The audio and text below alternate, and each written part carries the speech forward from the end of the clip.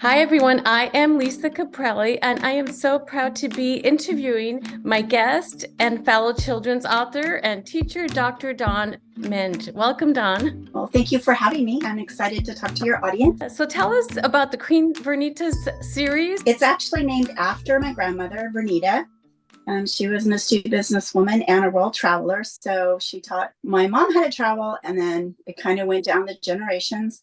And so all of the adventures are based on my travels. And I have a rule that I have to do something before I put it in the book. So just almost everything in the books I've actually done. This one was based on our family. There's like 19 of us. We went to Williams, Arizona, and rode the train from Williams, Arizona to the Grand Canyon. Then we went back and went on the Polar Express. And this is actually my grandson. He was so tired he fell asleep in Santa's lap. And so the whole book is based on our travels. We went to a Santa's workshop, and these are my grandchildren. They're making teddy bears. When I started it, it was actually an assignment while I was getting my credential. I teach moderate to severe disabilities. And in our math class, we had to write a math book and a math game. So I actually wrote the very first one, which is this one, and I called it Queen Victoria. My student's name was Victoria. It's based on the calendar. So it has 12 months and then 7 activities per month. And we would do a little skit and travel around in the high desert where we live. And I would go back and explain my students' disabilities and their behaviors. So when I decided to publish it, I named it after my grandmother and then put all of the children in the family in it. And I immediately won an Evie Award, like within the first month or something. And I started getting interviews, and people started asking me, well, what are you going to do next? Well, I hadn't planned on doing anything next. I just was publishing that one. I never really thought about being an author. I didn't think about going out and promoting my book or even going to events. I didn't really think about all of that. I just wanted to get it published. And so I started talking to my friends and my family, and it's like, okay, well, the Queen is going to live in her land of quails, and she's going to travel around, which I love to do, and learn about the different areas and the flora and fauna and the cultures. It's expanded greatly. It's nothing that I ever thought it would be just over the years. And now I'm up to over 80 awards. I've won some film festival awards. I judge 5 literacy contests. I'm on the board of Hindi's libraries. So it's really expanded into something totally different than I thought. Yeah, and you're a full-time teacher. Yes, I work in a classroom. I teach 12 to 22-year-olds. And then I am a professor at the local university. So I teach the new teachers. Right now we're teaching behavior management. And I also mentor 3 teachers. Of all the things you've done in your career so far, what has been your favorite and why? The things that I really suggested other authors do is I joined the professional organizations. And you meet other authors. The SCBWI is a good one for children's authors. You go to their conferences, their workshops. You meet the most amazing people, and you're just sitting there and you're talking to them, and they're treating you just like everybody. And you find out like they're a New York Times bestselling author, or they've won a Newbery.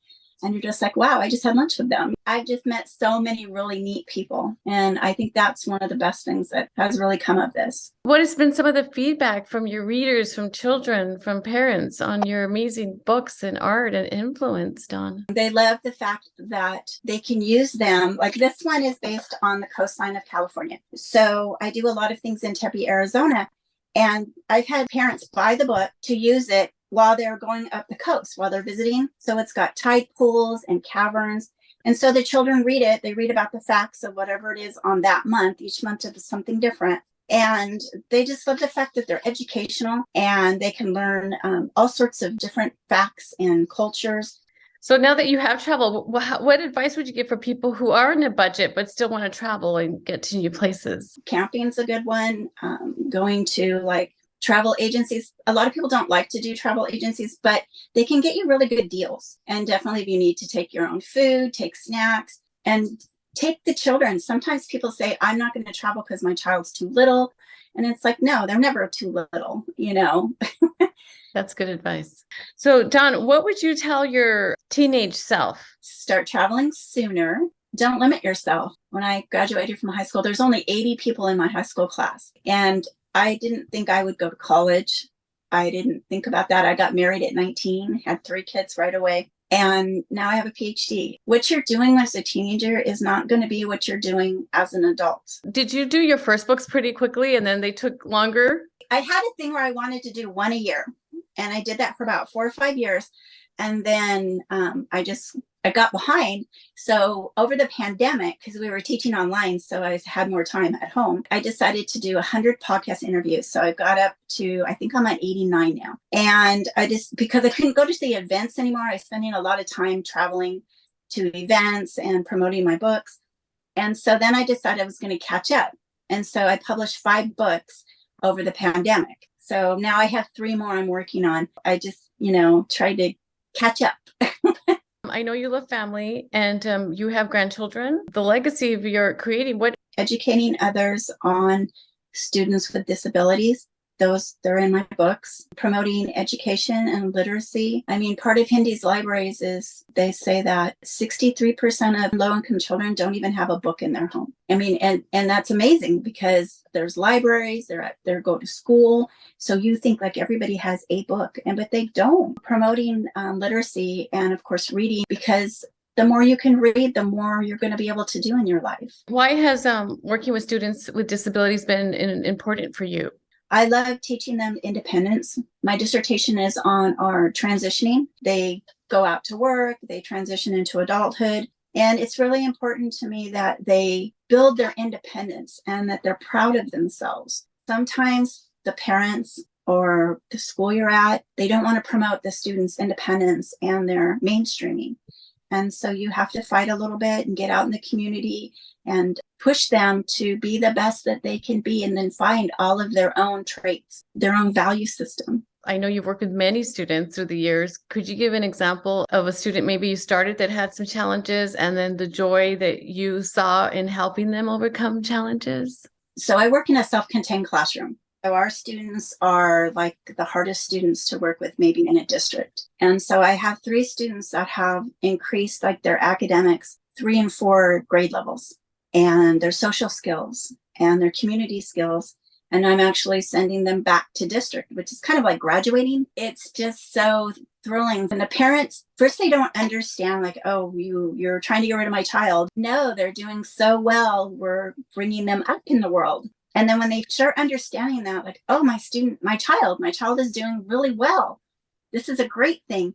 And they just light up and they get excited, and just to see that they have hope and that there's more out there for their child. Tell us what's next. What would you like to share with people watching this that we may not know about your work ahead? A pre-K to first grade, one on New England. I'm working on one in Death Valley. I have a friend whose grandmother went 100 years ago to Death Valley.